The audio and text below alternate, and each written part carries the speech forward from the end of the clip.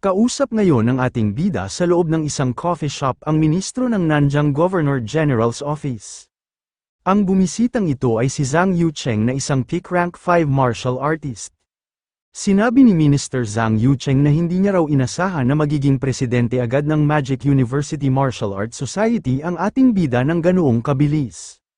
Napakalaki ng araw nang inilakas nito simula nang huli niya itong nakita.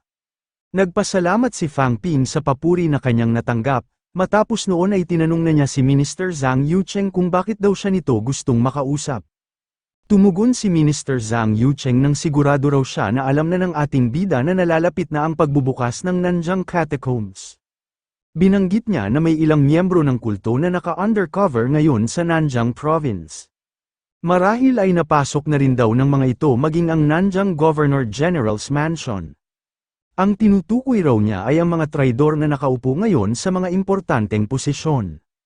Kapag wala raw silang ginawa ay hindi na niya raw lubos maisip ang problema na kanilang kakaharapin kapag nagbukas na ang Nanjang Catacombs. Gusto na raw ni Governor General Zhang Dingnan na patayin ang mga traidor na nakapasok sa kanila, pero hindi pa lang daw ito nakakahanap ng isang magandang pagkakataon. Binanggit ni Minister Zhang Yucheng na naroon daw siya ngayon para humingi ng tulong sa ating bida. Sinabi ni Fang Ping na mukhang labis-labis raw ang tingin ng mga ito sa kanya. Paano niya naman daw mareresolba ang problema na hindi masolusyonan maging ng isang Grandmaster? Sinabi ni Minister Zhang Yucheng na hindi na raw kailangang magpakumbaba ng ating bida. Ito nga raw ang pinaka-perpekto na maging tagapamagitan dahil ito ang presidente ng Magic University Martial Arts Society at ang Nanjang Province naman ang lugar na kinalakihan nito. Kapag daw nagbukas na ang Nanjang Catacombs ay dito raw nakasalalay kung tutulungan ba raw sila ng Magic University. Binanggit ni Minister Zhang Yucheng na sa mata raw ng publiko ay kinikilala ito bilang isa sa mga pinakamahusay na batang martial artist sa buo nilang bansa. Nakapatay na nga raw ito ng mga rank 4 at rank 5 kahit na isa pa lang itong rank 3 martial artist. Mas mabilis rin daw itong nakaakyat sa intermediate rank 4 kaysa sa mga mas nauna. Binanggit ni Minister Zhang Yucheng na alam raw ng mga miyembro ng kulto na maaaring isa ang ating bida sa maging sagabal sa kanilang mga pinaplano kaya tiyak nga raw na magiging target din nila ito. Tinanong ni Fang Ping si Minister Zhang Yucheng kung mangangahas ba raw talaga ang mga miyembro ng kulto na puntiryahin siya. Marami raw Grandmasters at Peak Rank 6 ang Magic University at para lang daw nagpapakamatay ang mga miyembro ng kulto kapag sinugod siya ng mga ito sa loob ng universidad. Imbis na lang daw kung magpadala ang mga ito ng mga rank 9 Grandmaster. Sinabi ni Minister Zhang Yucheng na totoo nga raw ang binanggit ng ating bida, kaya nga raw hindi susugod ang mga miyembro ng kulto hanggat nasa loob ito ng Magic City. Napagtanto na ni Fang Ping kung bakit siya pinuntahan ni Minister Zhang Yucheng, mukhang plano raw siya ng mga itong gamitin bilang isang pangpain. Doon na inilahad ni Minister Zhang Yucheng ang binuo nilang plano. Sekreto raw na babiyahe ang ating bida patungo sa Nanjang para makipag-usap kay Governor General Zhang Dingnan. Makikipagnegosasyon daw ito tungkol sa suporta na ipapaabot ng Magic University kapag nagbukas na ang Nanjang Catacombs.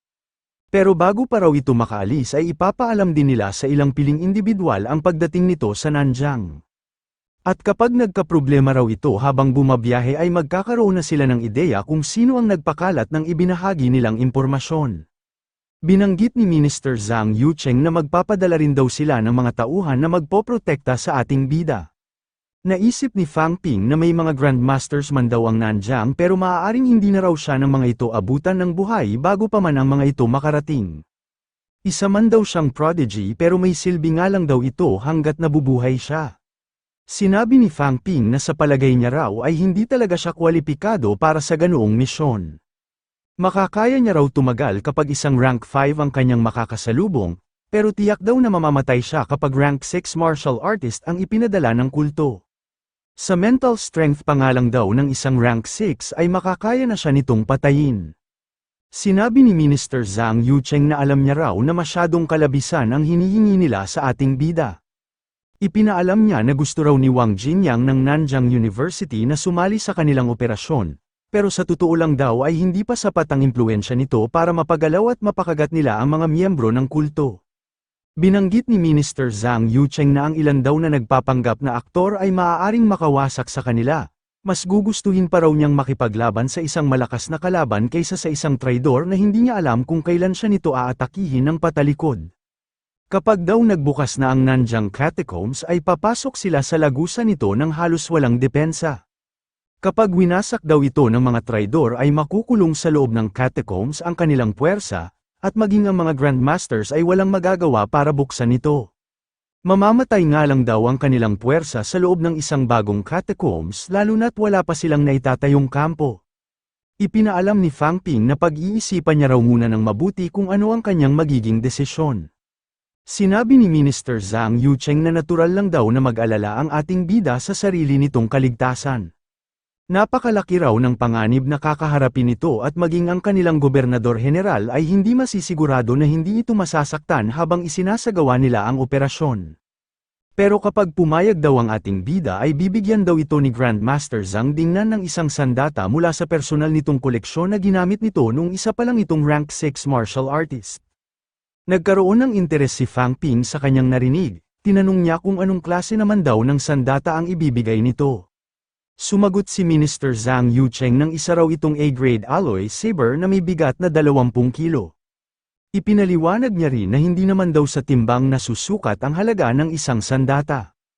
Nagpakomisyon nga raw noon si Governor General Zhang Dingnan sa mga topsmiths ng isang weapon manufacturer para gawin ang tinutukoy niyang sandata. Sa isang dekadang paggamit ay marami na raw vitality ang dumaan dito at isa raw ito sa pinakamagandang sandata na nalikha. Naisip ni Fang Ping na ang ganoong klase raw ng sandata ay maaaring maghalaga ng 4,000 academic points. Nakakaakit nga raw ito, pero hindi niya rin naman daw ito magagamit kapag patay na siya.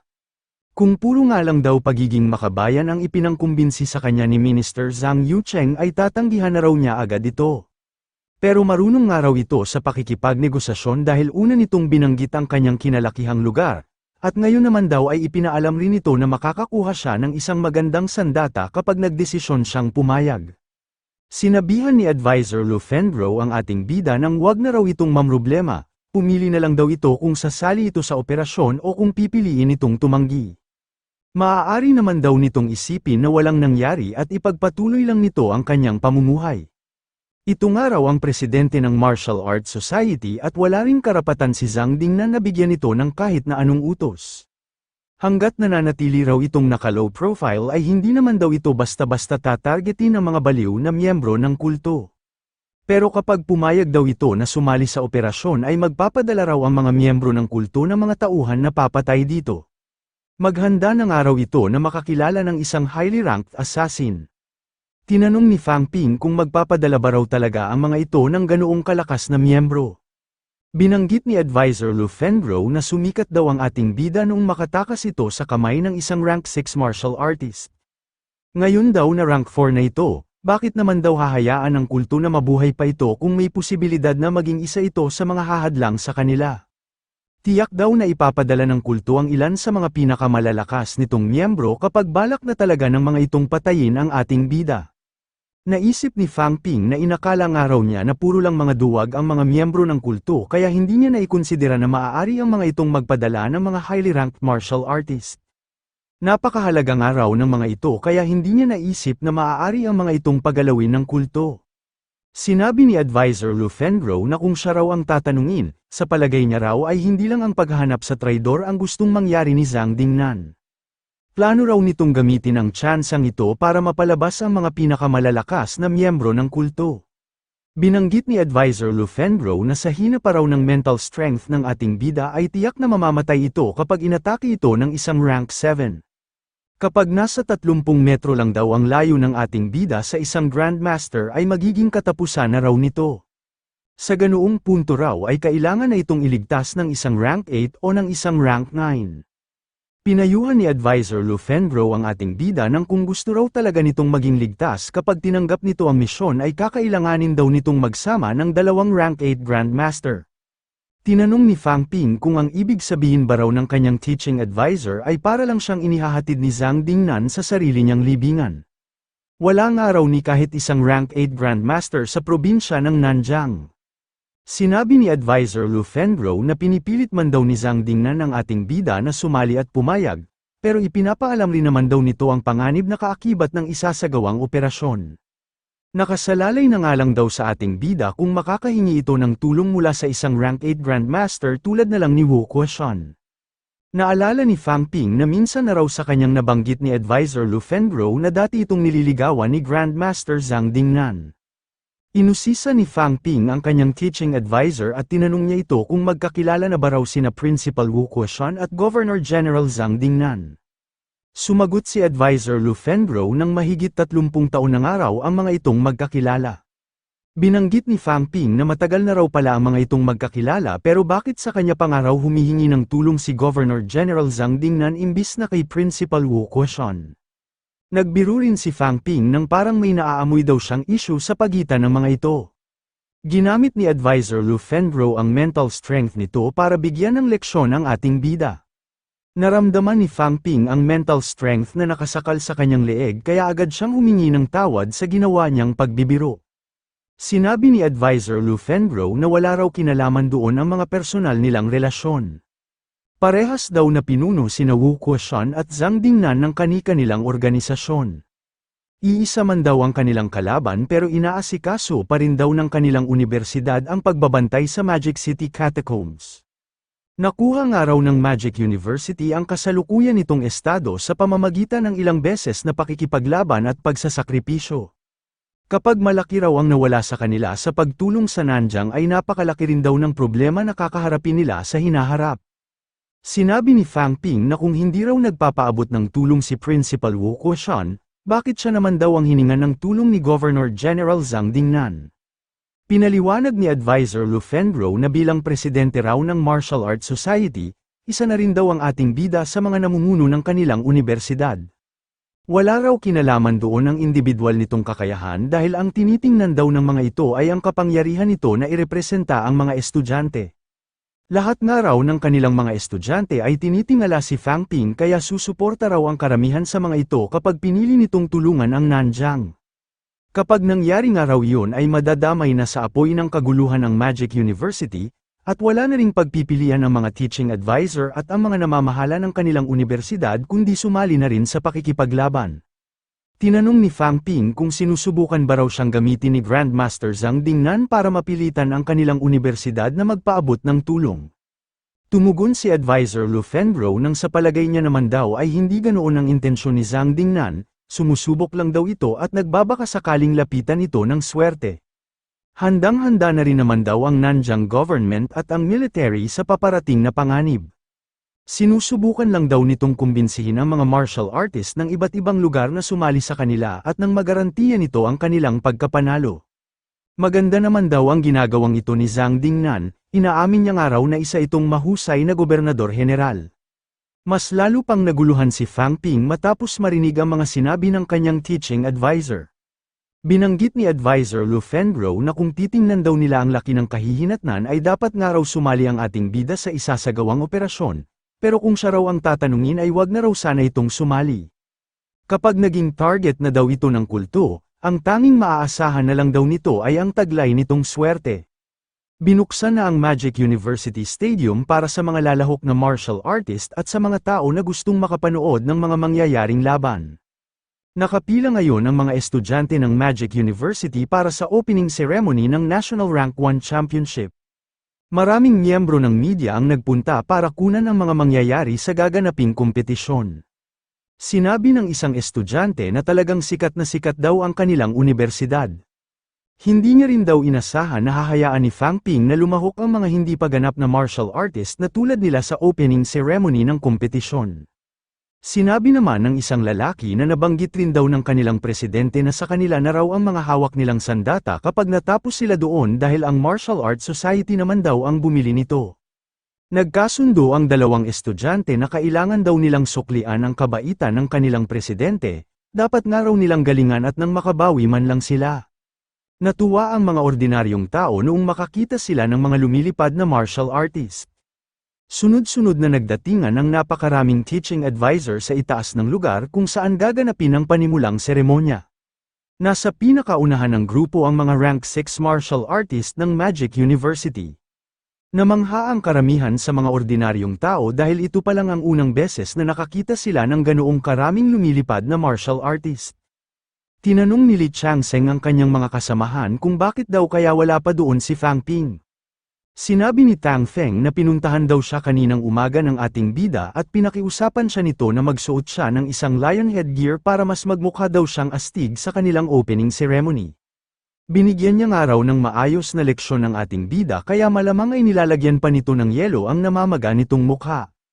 Sinabi ni Luo Yixuan na mukhang pinuntahan nga raw ni Fang Ping ang lahat ng mga teaching advisor. Napakaaga raw nitong kumilos para masigurado nito na maiimbitahan nito ang lahat. Naiintindihan niya nga raw na seryoso ito sa pagpapataas ng moral pero para saan naman daw ang pagpapakita nila doon. Binanggit ni Chen Zhenhua na sa pagkakaintindi niya raw ay mukhang gusto raw ni Fang Ping na gumawa ng isang pangmatagalang first impression. Ipinapakilala raw nito ang Magic University bilang pinakamalakas at pinakamagaling na unibersidad. Wala nga raw halaga ang husay ng isang unibersidad kung hindi nila ito ipapaalam sa publiko, tulad na lang ng isang magandang produkto na nangangailangan ng magagandang advertisement. Kung gusto raw talaga nilang mapalakas ang kanilang unibersidad ay kailangan daw nilang patuloy na mag-recruit ng mga bagong mahuhusay na estudyante. Sinabi ni Tang Feng na hindi niya raw masasabi na gusto niya ang pamamaraan ni Fang Ping, pero naiintindihan niya raw na mas maganda kung makuha nila ang atensyon ng publiko. Pero ganoon pa man ay mataas na rin daw talaga ang atensyon na nakukuha ng kanilang unibersidad kaya nangangamba siya na baka hindi na raw nila kayanin kapag mas lalo pa itong nadagdagan. Lalo na raw at paparating na rin ang year-end championship kung saan nila makakalaban ang mga taga-Capital University. Tinanong ni Li Changsheng si Tang Feng kung bakit naman daw ito natatakot sa Capital University, kapag laging araw nila ang mga itong inintindi ay habang buhay na lang silang mananatili sa ilalim ng food chain.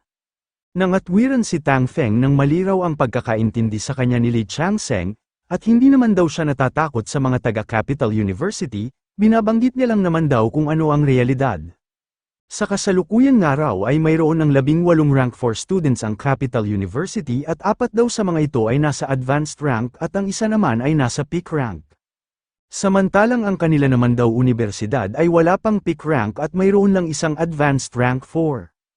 Ipinaalam ni Luo Yixuan na nasa peak rank 4 na raw ngayon ang estudyante nilang si Chen Wenlong. Sinabi ni Tang Feng na iisa pa lang daw ito. Tinanong niya kung makakaya ba raw nitong harapin si Li Hansong. Tumugon si Li Changsheng nang makakaya raw ito ni Fang Ping, malamang nga raw ay makarating na rin agad ito sa peak rank 4 bago pa man matapos ang taon. Binanggit ni Li Changsheng na hindi pa raw bumabalik si Zhang Yu simula nang pumasok ito sa catacombs. Si Qin Fengqing naman daw ay nagtago na sa isang lugar para simulan ang pagsasanay matapos nitong kumita ng malaking pera sa ekspedisyon na isinagawa nito kasama si Fang Ping. Malakas na nga raw ang kanilang unibersidad kapag sumapit at nagsimula na ang year-end championship. Sinabi ni Tang Feng na puro raw wala pang kasiguraduhan ang mga binanggit ni Li Changsheng. Kapag natalo nga raw sila sa year-end championship ay mapupunta sa Capital University ang lahat ng kanilang mga pinaghirapan. Sa paglakas nga raw ngayon ng Magic University, ay sa paglaki rin ng karangalan na mananakaw sa kanila kapag tinalo sila ng Capital University. Ang lahat rin daw ng mga talented prospects na nagbabalak pumasok sa kanila ay mapupunta sa bakuran ng iba. Lumilipad ngayon si Fang Ping para magtungo sa lugar kung saan nila isasagawa ang panimula nilang seremonya. Pagkarating nito ay pumwesto siya agad sa pinakaunahan ng mga teaching advisor ng Magic University. Nainis si Li Changsheng dahil mukhang pinapunta lang daw sila doon ng ating bida para gamitin bilang background.